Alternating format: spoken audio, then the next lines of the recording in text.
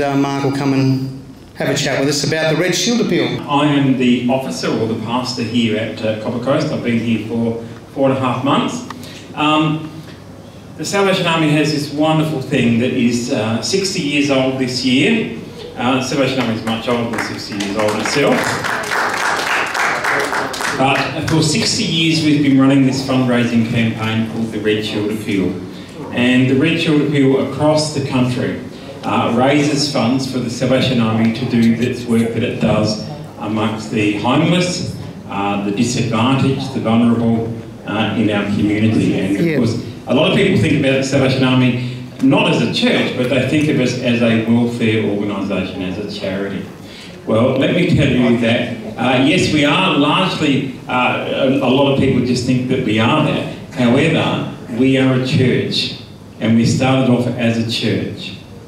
And the work that we do in the community, the work that we do for the social side, is motivated by our love for God. That is why we do it. We don't do it because we're just good people, even though we are good people, but we do it because we believe this is what God has called us to do, to serve suffering humanity. And so the Red Shield Appeal raises funds for that. The wonderful thing about the Red Shield Appeal locally, and you may have seen us over the last 4 weeks in maybe cooking a barbecue at Woolies or down at Moonta, at Drake's, Wallaroo and around the place, is that we're raising funds and those monies stay here for us here in Copper Coast to do the work that we do. And you might think, well, what do you do in Copper Coast? I mean, you know, we don't have any homeless or we don't have any, we do. Yes, we do. Now you go out there tonight and it's freezing cold. Now there are people who are sleeping in tents out there, okay? There are people that don't have enough money to turn on their heater because all of their money goes in the rent that they pay. There are people out there who are desperately trying to find somewhere to live, but in a housing shortage across Australia, let alone a 0.2% availability rate in the Copper Coast. There is nothing to rent. There are people who are living in vans and caravans. So what do we do here for that? Now we are one part of the people that work for the community. There are great organisations, not just the Salvation Army. United Country do great work amongst the homeless. Adra down the road do great things with their pantry and helping people out there. Centre Care, the Catholic Church does a great thing within this community as well. Back Care. There's a whole lot of us that do, and we're starting to try and work together because singly we can't do it. The Salvation Army can't be the answer for all of it. But together we can help these people in different ways that we can. So what the kind of things we do? Well, over in that building there, we have a shower and bathroom facilities and a laundry that Rotary, a few years ago, Rotary Northern Yorke Peninsula, funded for us. We get people coming through every week who are homeless to come and do some washing and have showers and so forth here. There's been times where I've asked, churches asked me, can I help to put someone up in a hotel who's stranded for the night and hasn't got somewhere to go, and so we will pay for a hotel room. There was a man earlier this year who has a really sad story, and I won't go into it, but a really sad story. He was living in his car, but he could not turn his car off because if he turned it off, it would not go, and so he was really stuck. Now he was in a hard position. A really good story I do have, and I'll finish with this one because this is the type of stuff that we do, but there are good stories.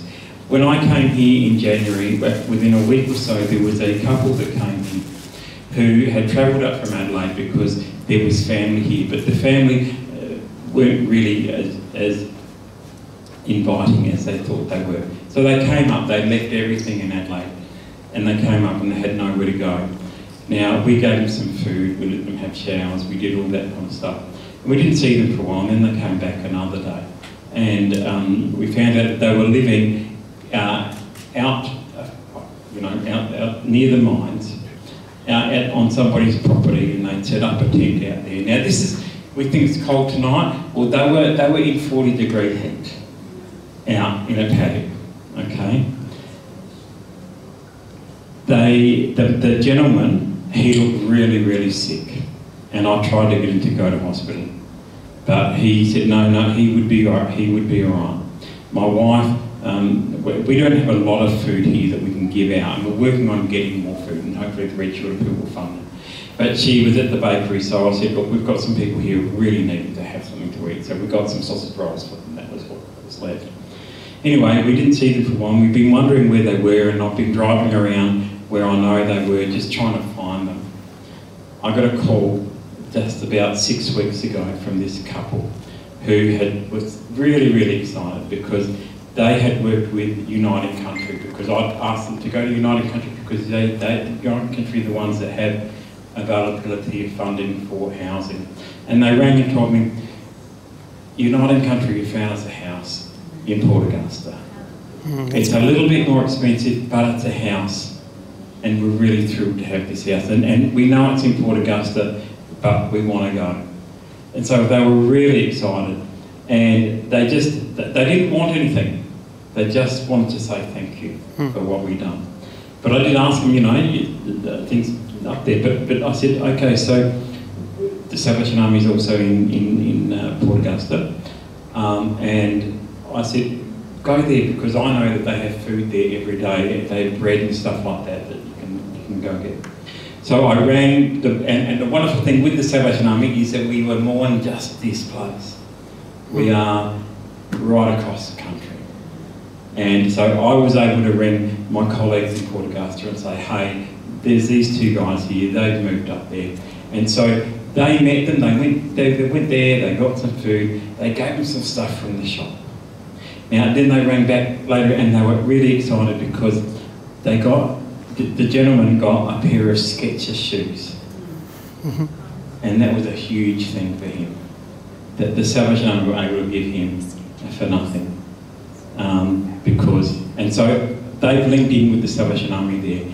Yes, they're paying a bit more in rent, but they're getting still supported with food support and stuff like that through the Salvation Army. So I tell that story because that puts a real story of real people that are within our midst to the work that we do. And that is why we do a Red Shield Bill, so that we have funds here to help where we can and work with the others. So if you have an opportunity at some stage and you see us collecting, now the Red Shield Bill is coming to an end in a couple of weeks, but please give to the South Coast. And if you give to the South Coast here in Copper Coast, it will stay here in Copper Coast. That's good. Thank you. Fantastic, mate.